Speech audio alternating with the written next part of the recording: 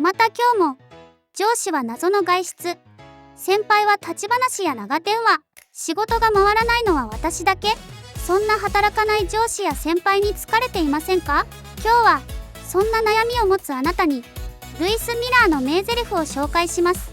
弱い者をいじめるより強い者をいじめる方が楽しいに決まっているではありませんか。強い者に対してそれは無理でしょうと思いましたよね。実はこれ、地位や能力のある人は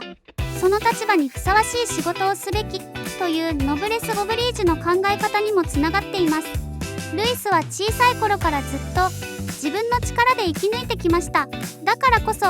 力があるのに力を出さない強者を嫌い、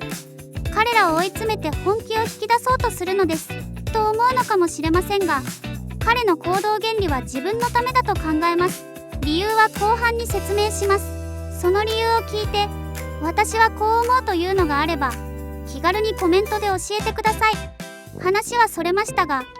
職場でサボる人を動かすのは簡単ではありません。心理学者のアドラーはこう言っています。人は自分が役立っていると感じるときに最も力を発揮する。つまり周りが動くためのポイントは貢献感の見える化なんですが、正直に言うと私は働かない人たちに期待しませんし、無理やりに働かせようとも思いません。期待しても裏切られて結局イライラするだけだからです。ではなぜ人はサボるのでしょうか。サボる理由は単純な怠け心だけではなく、心理的、環境的な要因が複雑に絡んでいます。私の周りの働かない人たちを見ていると、慣れた環境や慣れた仕事しかやりません。これをコンフォートゾーンと呼びます。新しい仕事、難しい仕事から逃げて、やったことがない、教わってないという言い訳ばかり。これは学生時代からの努力の経験が少ないから当然の結果かもしれません。正直な話、そんな人たちのコンフォートゾーンを変えるのは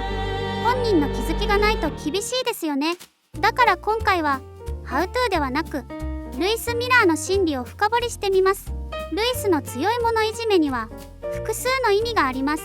根底にあるのは強者が必死になっている姿を見て楽しむという歪んだ娯楽や好奇心です。一方で、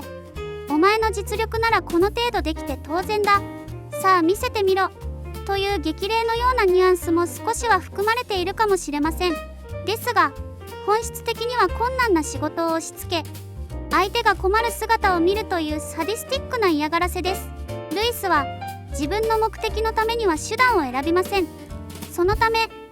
ールの穴を見つけ利用したり、自分の都合の良いように解釈したりします。ルイスの行動は確かに自己中心的ですが、その背景にある心理を知ることで周囲に振り回されず自分のペースで働くヒントになるかもしれません。目的のためなら手段を選ばないルイスの心理、彼にとって周囲が働くことで自分の負担が減り、大切な家族との時間を作れる。そのためならどんな手でも使えます。長期的な視点で髪型や服装も計算して整えるほどですから。ルイスの言葉、弱い者をいじめるより強い者をいじめる方が楽しいに決まっているではありませんか。そこに秘められた心理は、地位や能力のある人はその立場にふさわしい仕事をすべきというノブレス・オブリージュの考え方ではなく、私の大切な家族との時間を作るためにあなたたちは私のために一生懸命働きなさい、そして私の駒となって私を幸せにしなさいという思いではないでしょうか。私はこう思うというのがあればコメントをいただけると助かります。サボるやつをどうしても働かせたいという感情は理解できますが、他人を変えるのは至難の業です。あなたのコメントをお待ちしております。ご視聴いただきありがとうございます。この動画が少しでも良かったと感じたら